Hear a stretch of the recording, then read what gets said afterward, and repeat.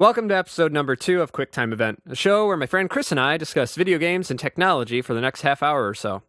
So, last time we talked about a few things, and one of them was you brought up Resident Evil 7, in which I actually finally played the demo.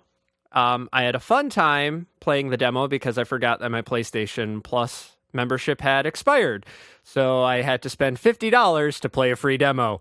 So, yeah, Awesome. money spent for free stuff. Well done. Yeah, I didn't like it though. No? No. As far as the demo is concerned, like it was kind of spooky, but also at the same time, I'm like, I don't know. It's just, it seemed like a same formula that indie games have been doing for so long now. And it's like, oh, Resident Evil. So it's like Resident Evil kind of thing, but it doesn't even feel like it's in the Resident Evil universe at this point. Because there's, it's just like psychopathic kind of family feel at the end of it. And I'm like, okay, neat. So maybe it has to do with, I stopped playing at 5. So maybe 6 retcon stuff and made things different. So now they can move forward differently. But it was just kind of like, okay, Las Plagas. That's all I thought. I'm like, okay, crazy people knocking people out and not killing them and weird stuff and decaying stuff in the house. It's like, it's got Resident Evil 4 like all over it to me. But I don't know. It's just I didn't get pulled into it. I'm like, the TV screen thing was kind of freaky. And I was like, if this wasn't Resident Evil, it'd be scary.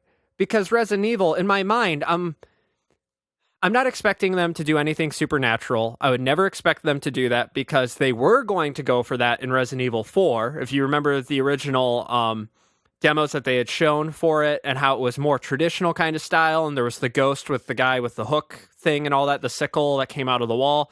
A really long time ago, old demo stuff that they showed off before. Way back when. Yeah, way back when. And once they canned that and did what they did with Resident Evil 4 and kept pushing forward with the whole, for the fact that it is biohazard. So why would you make a biohazard game and have supernatural elements? The TV would have been creepy. If it was Silent Hill, the TV would have been creepy because I would have known if all of a sudden something was going to show up in the static and scare the hell out of me or something climb out of the TV a la Ring. But other than that, I'm just like, okay, I'm just looking for deranged psychopaths, zombies, or creatures. Like, that is what Resident Evil just makes my brain go to, so I can easily remove everything else that would scare me, which is supernatural. Zombies aren't scary, really. I mean, and for me, Resident Evil has always been like the zombie game. It's the survival horror, but it's the action movie survival horror game, as opposed to the horror movie survival horror game, which is, like Amnesia does so well. Amnesia and like the first 2 Silent Hills. Wait. Yeah. Like before they went like Downpour and Homecoming, which are not good. They're so bad. So bad. But Shattered Memories, that was a good one. I enjoyed that one for the Wii. Yeah, I didn't get to play that one because I didn't have the Wii at the time, and I could probably play it now, but yeah, no, it's definitely probably the best American produced Silent Hill game, which is not saying much considering what it's got to go up against. But yeah, no, it was actually a very good one. Yeah, so Resident Evil 7. For the most part, I'm just kind of going, I don't know. I'm just going to sit on the fence with it because the demo I didn't really get me. Yeah, I have the feeling that the demo is going to be a lot like they intended PT to be, like not indicative of the game itself, just kind of a teaser, like, hey, guess what? New Resident Evil coming, have this thing that's wholly detached from the game itself. Yeah, I would actually like to see them go back to like fixed camera angles and tank controls. I would fixed camera, yes. Tank controls, no. Tank controls can just die. No, tank controls were the best way for fixed camera because if you have just regular analog and the camera changes, unless that's locked in, and it's harder to actually think about when it's, wait, which way am I going now if I hit left? No, if you hit left and it's just straight analog in fixed camera controls, you're going to go in whatever left is the new camera angle as opposed to the old one that you were. It's tank controls have a consistency that is required for fixed camera angles. Uh, I don't know, because the Grim Fandango HD remake that they release that they did, the tank controls I hate, but they have a non-tank control version, and I actually enjoy that. I can play that and it doesn't bother me. So it's when I realized that even with fixed cameras, fuck tank controls, they can go to hell. Tank controls are the best. But Um, yeah. So Resident Evil 7. I honestly, I just kind of feel like it's a big push for PlayStation VR. I think that was kind of the deal. Is just like, we don't have anything. Why don't we, yeah, let's throw this first person thing in that. Yeah. Yep. And that's, I mean, I guess there is the Final Fantasy 15 demo thing. Did you see that? The first person like teleporting shooter kind of deal that they had? I hadn't, no. It looks dumb. I believe it, actually. I cannot play Final Fantasy games, and that doesn't sound like a great way to sell one. Yeah, no. So doesn't even sound like a good way to sell VR. No. Honestly, what sold me on VR was not any of the game stuff with the Vive, but like the educational stuff. Like I love the educational things where it's like, oh, come look at scenery because we did like this whole landscape that you can look around at. I just like that stuff. Yeah. And like it tells you information. You can like what VR can do. And my buddy and I are swearing there's going to be a huge market for this is virtual tourism. Virtual tourism is going to become a thing where it's like instead of actually having to travel, you could just go to various places in VR and kind of get an idea of scale better than a photograph, right? Oh, yeah. And I really think it's going to happen. I think that's going to be a market for a lot of VR stuff, especially when the prices really come down for quality VR experiences. Yeah. Honestly, I'd like to see how it affects, say, like the learning of language. Because I know language immersion is a really effective way to learn something, is to just only deal with that. I wonder how that would affect, like if you're in, like if you put yourself in a VR, like, I don't know, room or classroom in with a native Chinese speaker or like Russian speaker. I got to wonder how that would affect how quickly you can pick up a language. Yeah, I think though a lot of the things with the immersion, why it works so well, that a lot of people have a tendency to pull back from it is literally you're stuck in a country and nobody's going to speak like English. Yeah, I suppose. So it is adapt to survive kind of deal. I think that's why there's such a bigger, you grab things faster that way because now your body's in survival mode that you need to learn how to communicate. So you pick things up faster. I don't know. Like, I'm just trying to think of times in which you remember things the most that have to do with safety. Like your first car accident.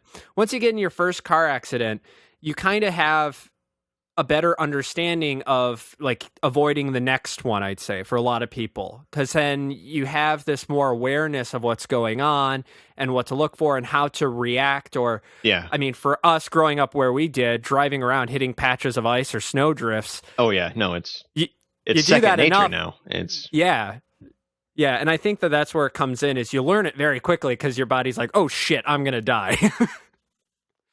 Yeah, let's avoid this. Yeah. But moving on, you wanted to talk about Bloodstain, right? Yeah. So I backed Bloodstain back when we were in college because I think that's when it actually went up for the first time for the Kickstarter. So, oh my god, was it that long ago? Yeah, it was like holy cow, 5 years ago, 4 years ago, somewhere in there. So it's been a hot minute, and it's the Koji Igarashi game, and he's the guy who did Symphony of the Night, Dawn of Sorrow, Order of Ecclesia. You know, the Metroidvania level up to get better, as opposed to like old style Castlevania, where it was just Dark Souls. It was get good, scrub. You have a whip and wall meat. Do your best. Yeah. Well, the knife sucks and the axe is godlike. Have fun. Uh, but yeah, so uh, back that a while ago, and they sent out the E3 demo, I think in July, and that was really fun. So the alpha of the game looks it's fun and it's polished and it's like 20 minutes long, but it's a good solid 20 minutes. But they wound up having to delay it for another year. It was originally supposed to come out first quarter of next year, 2017, and they delayed it to 2018. And surprisingly, even with the like Mighty Number 9 stuff that went on a couple months ago, most of the comments I've seen talking about this over the last 4 days, admittedly, have been either supportive of it, like, yeah, but I mean, the alpha looks really good, and it's Koji Igarashi. He's got quality standards that like in a video that he talked about the delay was like, uh, this is going to take a lot more work than we had anticipated to just meet the quality standards and I assume it's probably got something to do with the fact that they're developing it for like 5 different systems. So the Wii, the PlayStation, the Xbox, the computer. I think the Vita's on there. I don't like it's across the spectrum, and he spoke about it. Uh, that he wanted to make sure that the game was what he envisioned it to be from the outset, and that's I gotta respect that because that's how Nintendo handles things. Is if there needs to be a delay, then delay it because we want the game to be good. Right. And I mean, there have been a lot of games that have been delayed that aren't good. Uh, And then there are games that have been delayed so long nobody knows what's going on, like The Last Guardian. yeah, but Yeah. and then there's also been games like Ocarina of Time that were delayed and delayed and delayed, but they wound up being these fantastic experiences if dated now. Like it's Ocarina is not nearly the god tier game that I felt it was when I was, fucking 9. But but I was yeah. just looking up more information regarding Bloodstained because I've kind of been to the wayside. Like, I remember when it came to Kickstarter and he did the whole commercial with it, which was very interesting. Yeah.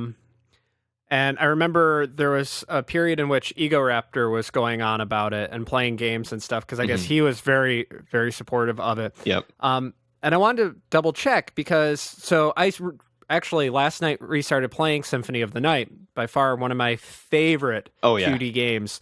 And I wanted to double check. And yeah, apparently Michiru Yamane is actually doing the music. Mhm. But it also says here that Jake Kaufman is doing music too. And that's the dude who did Shovel Knight, I believe. Yeah. Which Shovel Knight by far has one of the best soundtracks for new games to come out. I Oh. love it. Oh, yeah, no, it's so good. Like even like that entire game is built for a nostalgia of an era that there's definitely a market for, Oh but yeah. it's not nostalgic in the same way that like Mighty Number 9 is in that it's just here's a one note. Yeah, this is Mega Man. No, it was Shovel Knight is nostalgic of the era of games that it's from, not just a single moment in a single franchise. It's just here's what basically the NES or like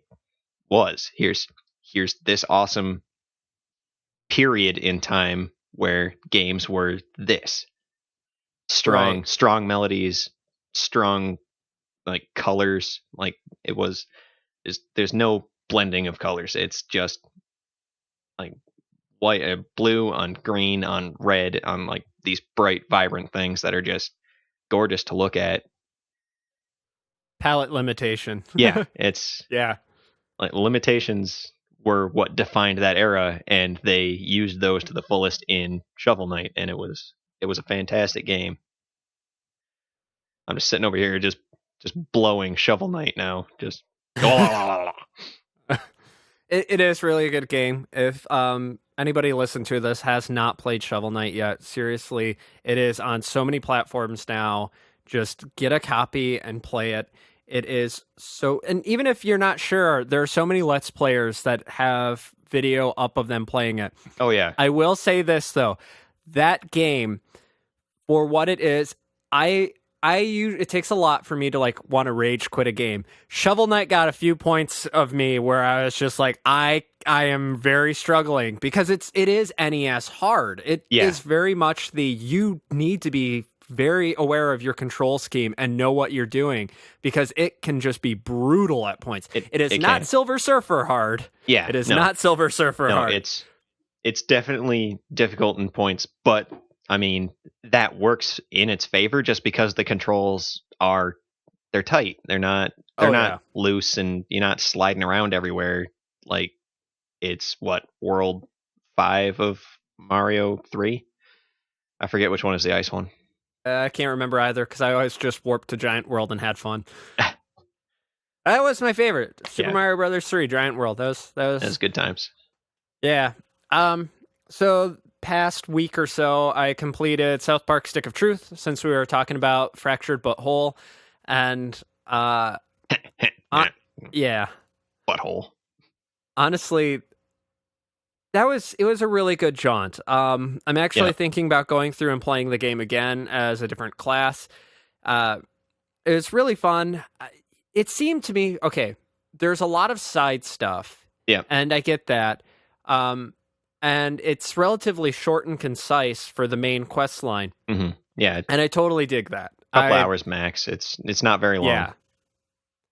Yeah, it's very nice and concise, gets to the point, but lets you kind of do your own thing, and it's fun. And that's where I think the replayability factor of that one's going to come in, especially because of the classes. So now it's like, oh, now I could try something else because it's not going to take me, a million years to do it. Fallout for me suffers from that problem. Like Fallout 3, I would start in different things. I go aim for different, structure of what my character could be. Yeah. And you get halfway through and it's like there's just so much that like I've gotten a feel for this character now. I've done what I want to do, even though I still want to do more. I just can't bring myself to continue doing it. It's after that first time, it's just I like this character, but doing what I'm like doing the exact same thing either way is boring. Right. Yeah, and that's plus, with those types of games, it's just like, oh, cool. You know what I'm going to do? I'm just going to quick save and then blow up Megaton. Yeah, pretty much. Just that's the only time where I kind of broke on that stuff. It's just, it's such a jaunt to do the same, especially once you actually have a character who is powerful enough to just coast through the game, and you're like, I don't want to go back to being wimpy nothing.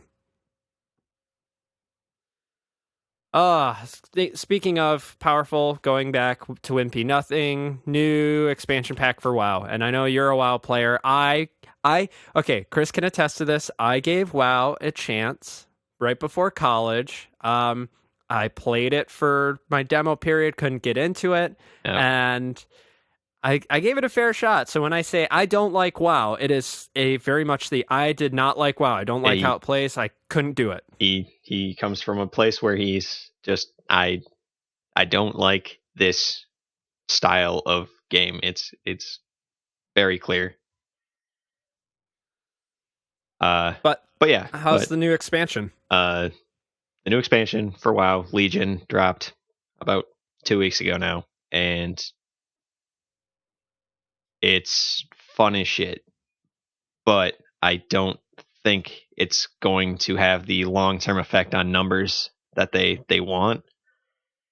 And that's a little disappointing. Is I get over the last decade now, I've gotten to watch this game that I loved initially grow up to like Wrath of the Lich Kings, and then it just kind of started really petering out, even though they've been releasing expansions every 1 or 2 years, and it's it's kind of painful to watch something that you really enjoyed die that slowly, even though like even if they give it a fresh injection of new content. And the worst part about the whole thing is even though WoW is kind of on the backslide, it's still the app to beat for any MMOs coming to the market. And that's just because they've got a decade of end game content, and nobody can put together an MMO with that much content, and they need to in order to beat it. But I Legion does its job. It adds a bunch of new content. It's all really interesting. A bunch of new stuff for each of the different classes. There's a new hero class, the Demon Hunters. You can play as, and they are wholly unique from any other class. Like the Death Knight was basically just a souped up warrior. The death the Demon Hunter is like they've got a double jump on that shit. Like, oh yeah, no, I see your face. You're recoiling. Yeah, yeah. They've like this stuff is it's wholly different from other classes, which is good. I if I want to play a hero class, I want it to not just be a slightly better version of a class that exists. I, as far as MMO stuff goes, I got pretty big into Destiny when that first came out. Mostly because I just wanted a good FPS, and Call of Duty has been on since Modern Warfare 2. I've stopped caring. Black Ops I would play with my friend, and that was like the most fun. But as far as fun for just me, Modern Warfare 2 was the end of it.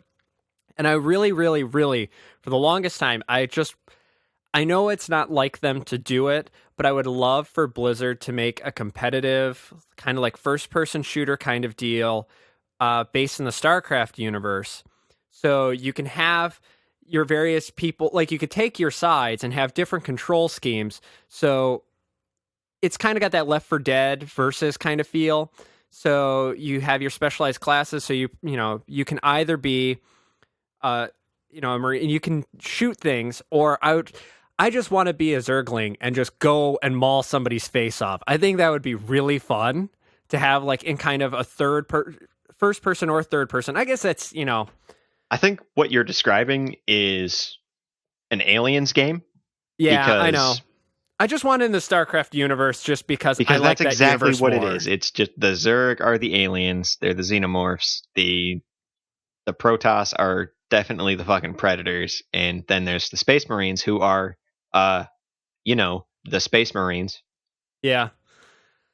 Yeah, I guess that's I don't know. suppose you could also play like the Space Marine game from like the Warhammer 40,000 universe. I mean that's also I kind of like what you're describing, except you can only play as the Space Marines. Yeah, but that's also I don't know. There's something just about the StarCraft universe that I've always loved. Um I don't know. It's something that I've always just enjoyed is kind of the story concepts of it and how deep they get into it, cuz holy hell, do they get deep into it's like it's an RTS, like Command and Conquer Yeah. doesn't care. It's just like, do you really care? Yeah. No. Yeah, no. If there's one thing that Blizzard does well, it's world building. And I mean they've been doing it since forever though. I mean, even Lost Vikings, that was Yeah. that was just a fun world to run around in for the what, like 4 hours that would actually take you to beat the game if you knew what you were doing. Yeah, so it's I don't know. I guess I don't know what I want for a game. I guess I should just play an Aliens game and then realize that I don't want that game. Yeah, yeah. Um, Go play Aliens Colonial Marines, because we yeah, should all be salty about that still. yeah. Um, Speaking of being salty, iPhone 7 came out. They removed the headphone jack because courage. So yeah, Apple is being courageous. Now, for people listening, I bought my first iPhone in 2008. I bought the iPhone 3G. Oh, when it first came out, I was very excited about it. And last week, I bought my first Android phone. I jumped ship because I like having a headphone jack because I listen to music and stuff. And I have to say, boy, I have been missing actually having functionality in a device. Um, You heard it here having last, folks. Yeah, having an SD card slot for me, it's a game changer because now instead of being stuck paying for overpriced storage on the device, I can actually just load up 320 MP3s because I don't do 128 anymore. I can load 320 MP3s on the SD card and have pretty much almost my entire catalog. Yeah, my iTunes library is about 60 gigs right now. So yeah, I could get a 64 gig card for actually pretty dang cheap now. Yeah. Um, so yeah, I don't know. Good luck, Apple. I mean, I know everybody's like, oh, well, it's outdated and a lot of people don't use it and they'll use Bluetooth and it's only a select few who are actually going to care. Um, but I really, it's a grab. It's a grab for money because they bought Beats. Like, don't try and hide it. It's courage to sell people your premium stuff some more. It's the closed Apple ecosystem. It always has been. That's how they like to do stuff. Beats aren't even that good. No, they're not.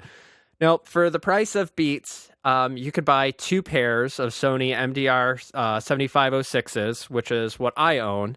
And I swear, if you think the Beats are better than the 7506, you have bad ears. Because the 7506 has been like a recording studio, one of the standards to have on the shelf for like the past 30 years. So yeah, I mean, it's very flat. Everything just sounds great on it. They're closed back, so it's not noise canceling, but it's dampening to the outside world. Case in point, if I'm listening to music on my headphones, my wife better give up trying to get a hold of my attention. Pretty much she has to text me so my phone vibrates so I can, know that something's going on, like the house is burning down. I would hope that you would be able to see or smell that first. No, the headphones are so good, I just get absorbed. That's how it Yeah, works. yeah, their whole head. They're like around the face, like Buzz Lightyear. Oh, yeah, 100%. Yep. Just dome Oh headphones. yeah. That would be the worst idea in the world. Just a round head headphones. Yeah. Oh yeah. That would be pretty funny, but it'd be a horrible idea. So you play Overwatch. I don't. I know I'm a horrible gamer because I don't play Overwatch. You don't play any I don't- games, man. What the hell? No. This is what I do. I don't get caught up in the hype. I am officially not a hype train ready to go person. This is how I roll.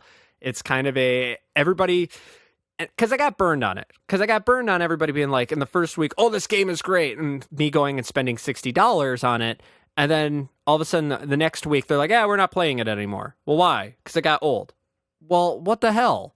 So that's why I just sit back and I don't get on hype trains and I just watch as things go. And for me, like a lot of my friends for in the first 2 weeks of Overwatch loved it and were like, you need to buy this. And then 2 weeks later, they weren't even talking about it anymore. They're like, oh yeah, I still kind of play that. It's like, okay. See, this is why I don't go buy games that people tell me to go buy games. It's like, I will buy a game when I feel I want to play it. So yeah, I know I'm a horrible gamer because I don't get on the hype train. No, But you're the best and the worst of us. But yeah, no. I still play Overwatch. I love it. The competitive mode was a really great addition that they had. Even if season 1 was pretty jank, it was the jankest. They had a scale of 1 to 100. It was just a percentile scale of, yep, you are this good, and then people were focusing on it, and they shouldn't have been focusing on it because it was a bad representation of how good you were as a player.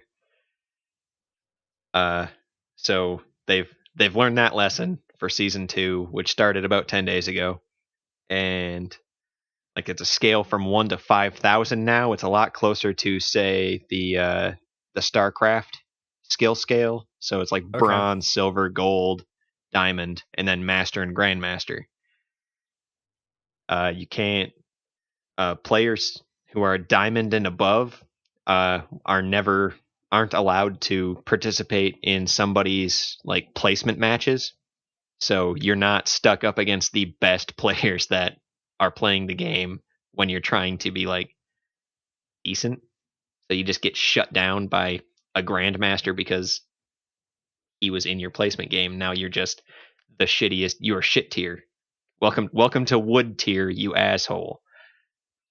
That's actually really smart because that also helps, fight the other issue, which is for a lot of first person shooters and people just being done playing them because being matched against people who are way, Oh way yeah, better than them. And yeah, so losing your user base because of great players is not something you want to, yeah. And then it just foster. becomes an insular community where Xbox One 12-year-old boys shout about faggots and all that fun shit that we all love and just just love.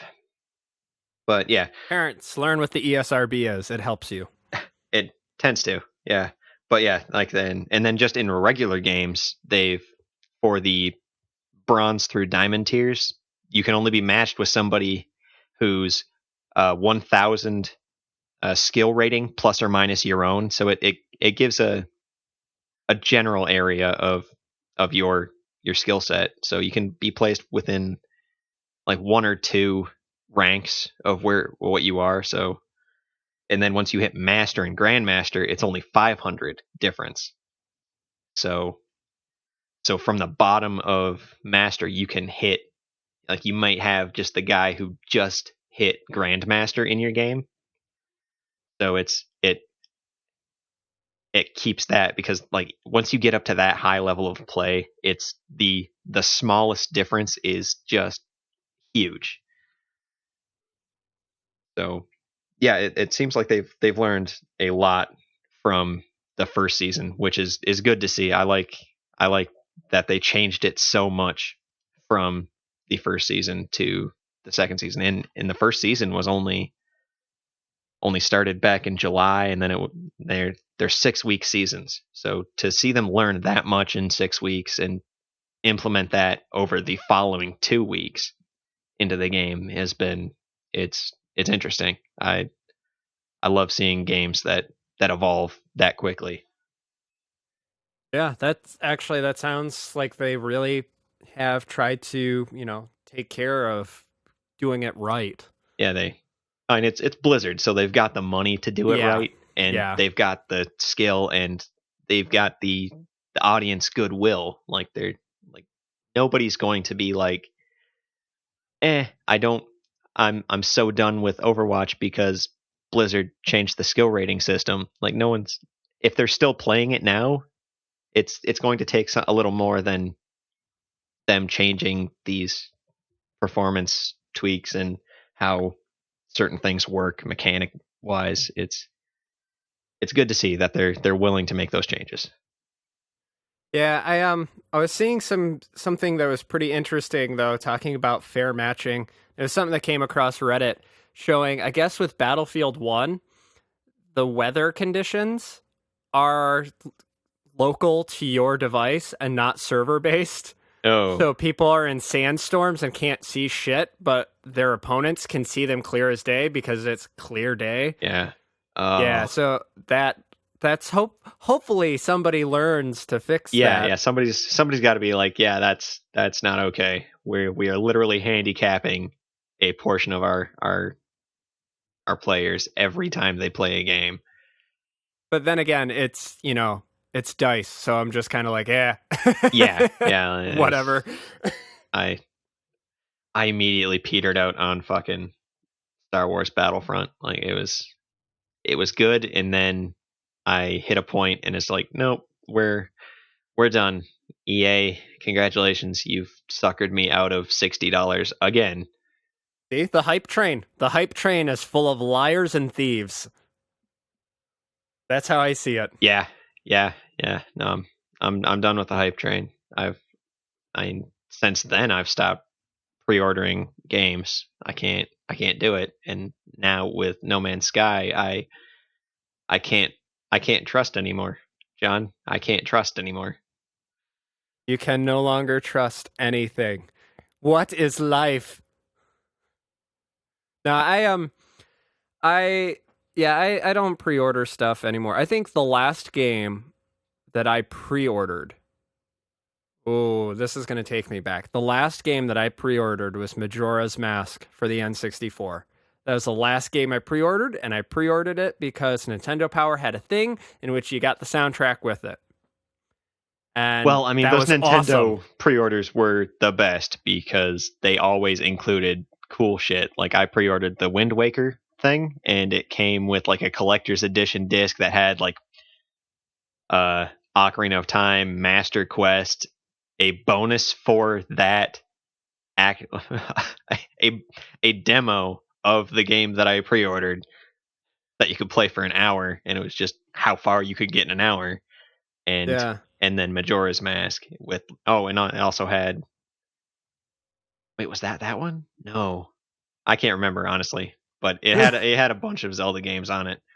I think it was I think that's what it was, and then it had like Zelda, like the original and Zelda 2 Adventure of Link, which is better than people give it credit for. It's not an awful game. No, I don't think so either. I have It's to just not a Zelda game. yeah, it's not the Zelda formula that people are used to now. Like and how it plays out.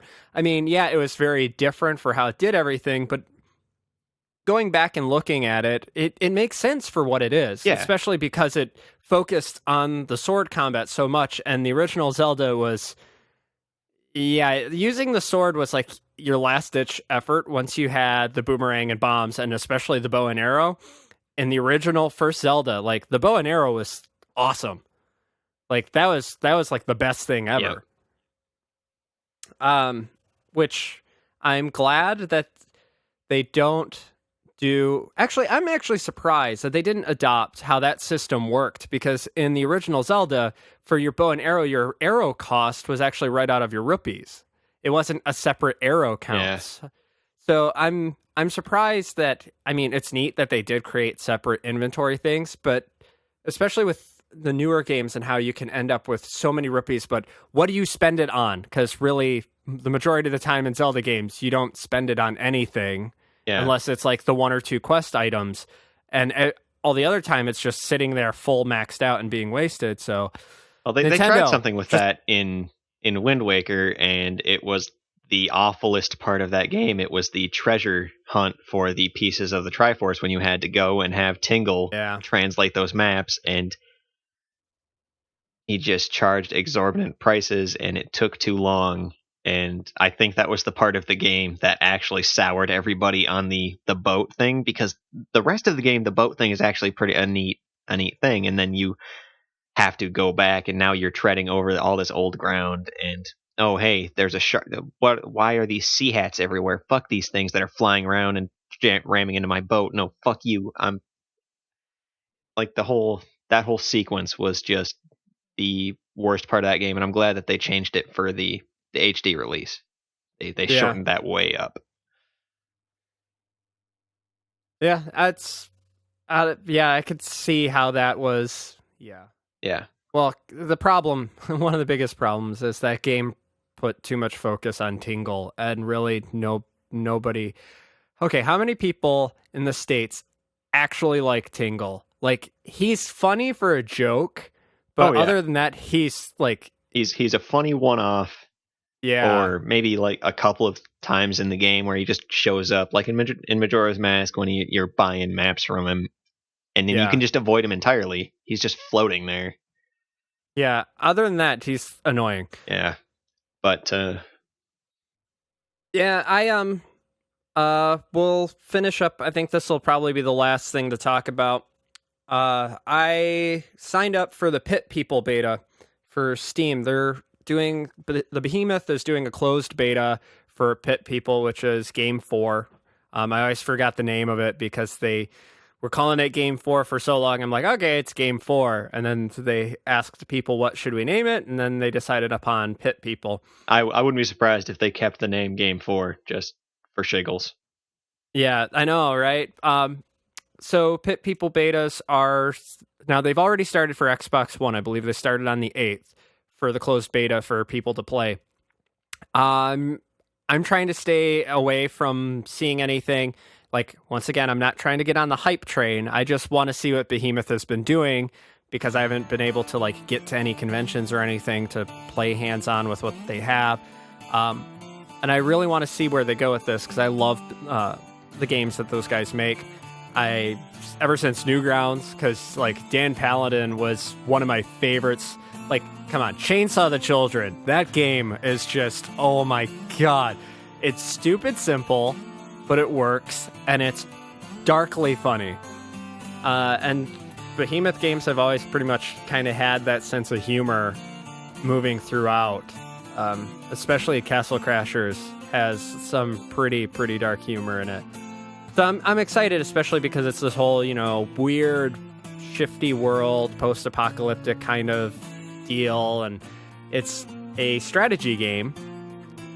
So it's turn-based strategy. This, from what I understand, it's turn-based strategy, but there's a caveat of you could tell your character where to go, and they might, if there's two enemies, they will pick themselves. You don't have precise control, so it adds a little bit of randomness to it, which it could really hurt the game for some people. It could go either way. Like, it's an interesting take on the whole system of a real-time strategy type deal, while at the same time being, I imagine, a pain in the ass enough that like die-hard min-maxers and are just gonna be like, that's stupid. I want to be able to attack this guy that he's doing a suboptimal thing. I need to do it the right way, damn it. Yeah, well, this one's turn-based, so it's like Advance Wars or Shining Force or Fire Emblem or Final Fantasy Tactics. But I don't bring that one up because for the longest time, Final Fantasy Tactics pissed me off because the first mission that you get to play, I didn't realize that you could actually add more members to your team. So I owned Final Fantasy Tactics, and for the longest time, I tried to beat the first mission with just the two main characters, which is impossible. Once somebody told me, like, oh, yeah, no, you have to go and you can add people so you actually have a pretty much even team. I'm so confused as to how you didn't know that. I really am. Yeah. Like, I don't know I either. love that game, and like I felt like that was intuitive, but I guess I was the weird one. Oh no, I'm the weird one.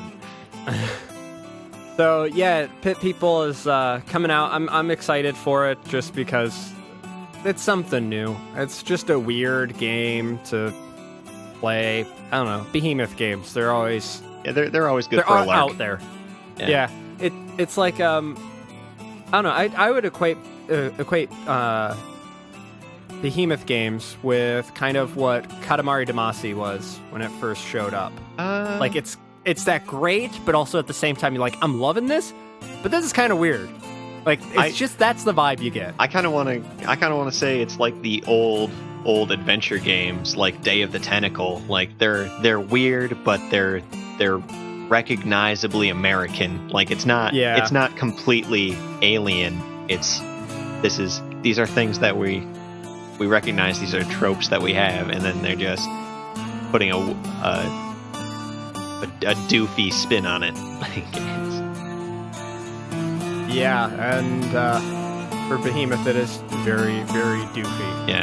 Very much so.